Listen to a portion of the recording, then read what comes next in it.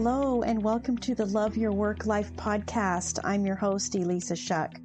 Whether you're going for that next promotion, looking for a job, or making a career pivot, I'll teach you how to navigate it all so you can have the career you want.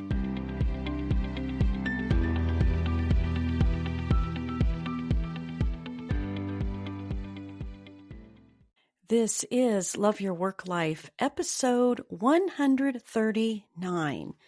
Now, even though I am recording this the first week of 2024, I want to propose that this topic is actually relevant every single day of the year. I'm calling it New Year, New Narrative, because I don't actually think that you need a new you. Most of the time, all we need is a new narrative. We just need a new story that we're telling ourselves, a new story about our past, the story about our present, and the story about our future. And every single day is a new start. Every single day is the first day of the next 365 days. How many days there are in a year? But anyway, you know where I'm going with this. It's so cool that every day can be a new start. But I understand that especially at the beginning of a new year, and maybe second to that is your birthday, is like your next year on the planet. It's natural to start to think of things like, okay, what do I want from here? Where am I going? What do I want to change? And it's important because you're good just as you are, my friends. You don't need a new you. You are worthy. You actually have everything you need inside you right now to fill in that blank. Whatever you desire, whatever you want. I truly believe that. And I also believe that when you feel worthy, and by worthy, I don't mean kind of a pumped up, arrogant kind of thing. I kind of think of worthy as feeling satisfied with who you are. Once you tap into satisfaction, it's much easier to get into inspired action. Narrative is the story you're telling yourself. We all have them. And some of them we're aware of, and some of them we're not aware of. It's the habits of thought. It's the negativity. Oftentimes it's running around as a background story that prevents you from doing the things that you want to do, from talking you out of the things that you want to try and experiment with.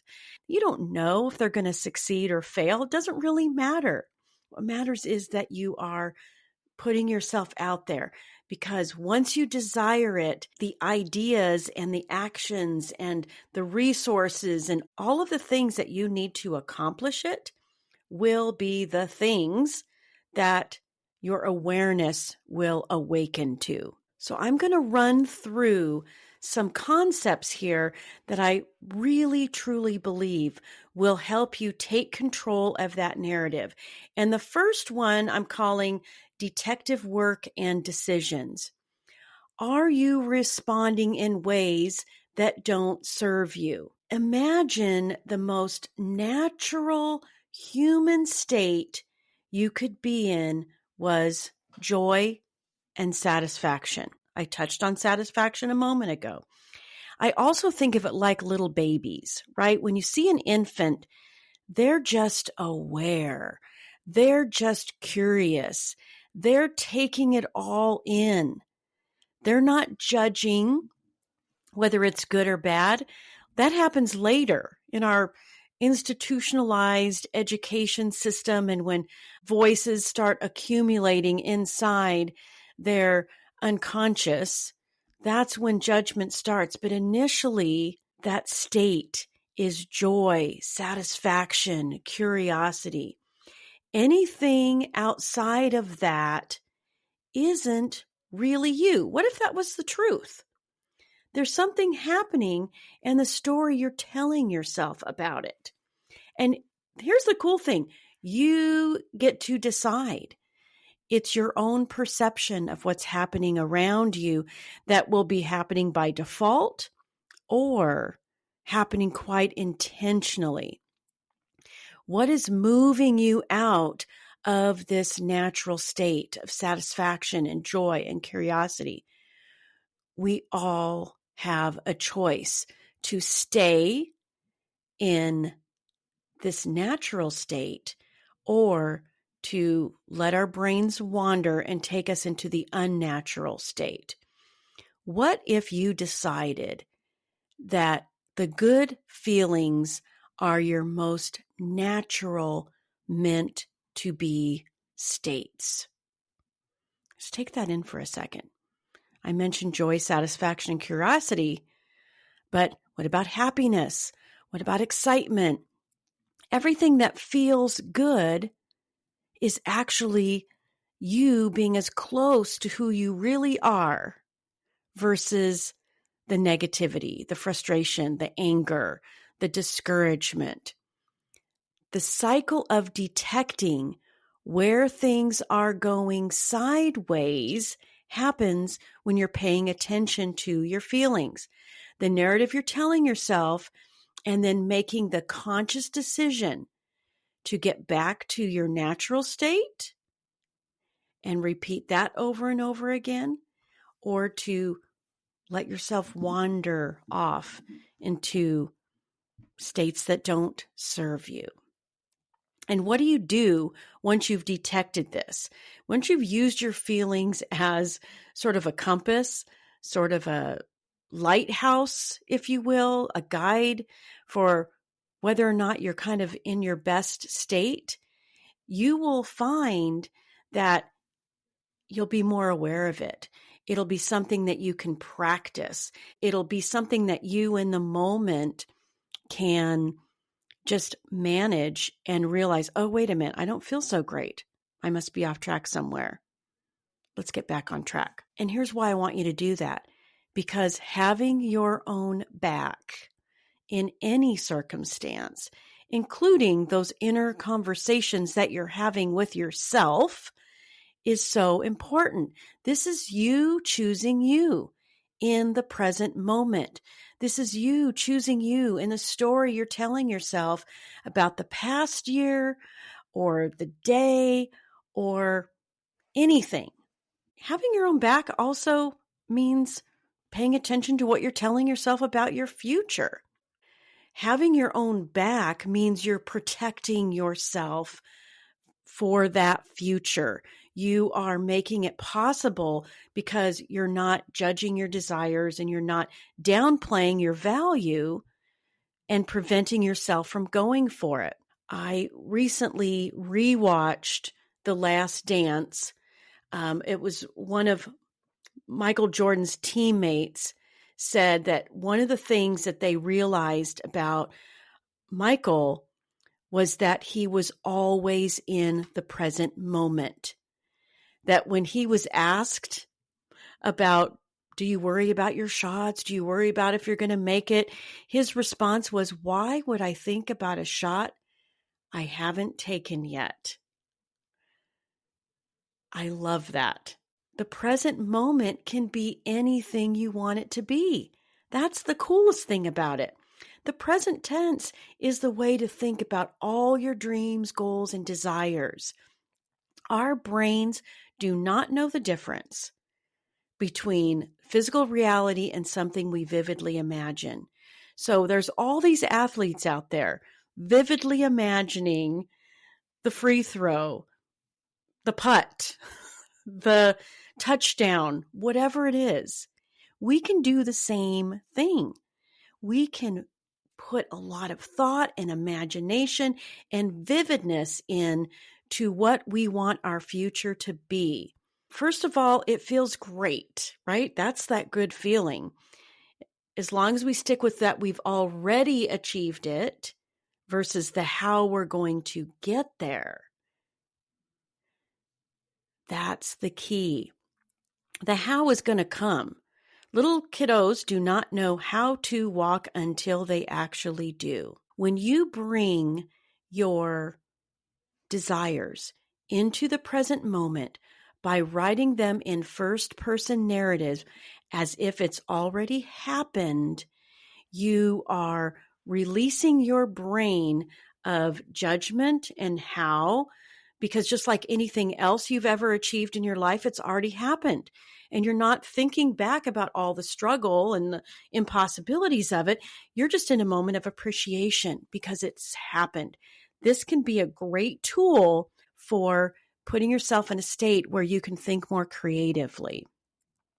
Because if you've already accomplished it, then you already know how. So if you write things down as if you've already accomplished it, well, then the how starts happening naturally.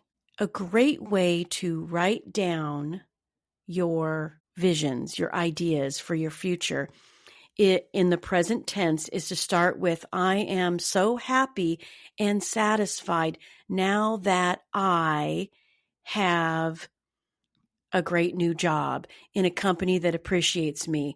I'm able to use my gifts and skills in a new way. Now, I'm not being super duper specific here, but you can because you know what it is you want.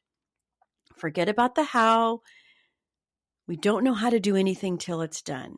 The how will unfold as you focus on the narrative in the present because your brain goes to work, figuring it out, inspiring you to action, inspiring you to the investments that you need to make in yourself, the people who are in your world who can help, those interesting connections.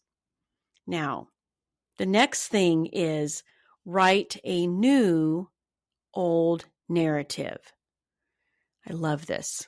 You can just pick small phrases. One of my favorites of all time is, things are always working out for me. I always figure it out. Everything I want is available to me. Those little thoughts that you're capturing are the words and phrases that are going to keep you moving forward. Because if you think about it, things have always worked out for you. Look for the evidence of it in your past. That's the best way to leverage your past, is by looking for the things that worked, looking for the ways that you were resilient and resourceful and got it done no matter what obstacles you were facing. My friends, the narrative is in your control. You have the opportunity to change your story, to rewrite the past in a way that empowers you instead of defeats you or discourages you. We've all had struggles and challenges. I know that. But choosing to focus on those doesn't actually help you.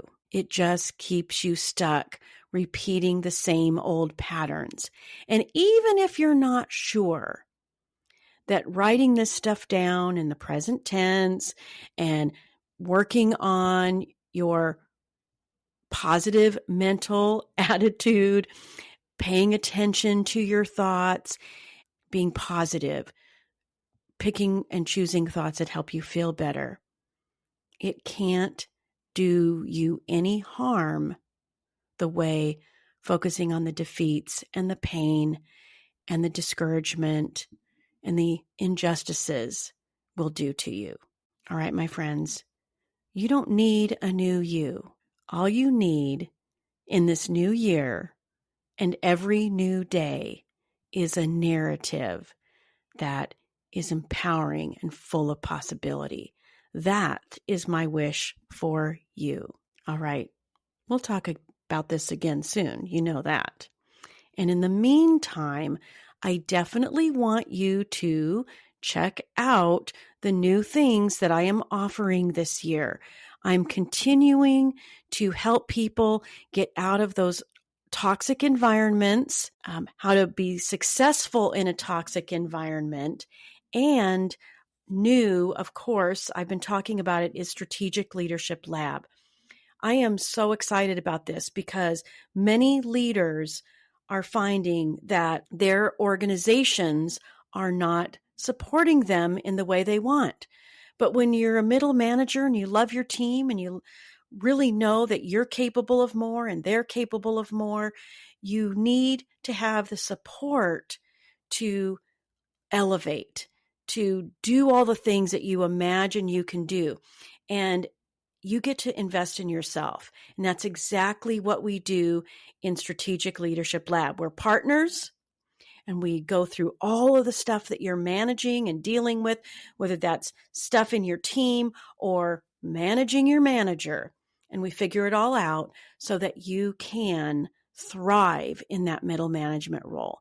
I can't wait to meet up with you one-on-one in Strategic Leadership Lab. Or if you're making a career pivot, you're just ready for something new in your career, give yourself a promotion, whatever that looks like, then of course we can do that too. Thanks, my friends. I'll see you there. If you like listening to this podcast, I invite you to visit my website at elissashuck-careercoach.com.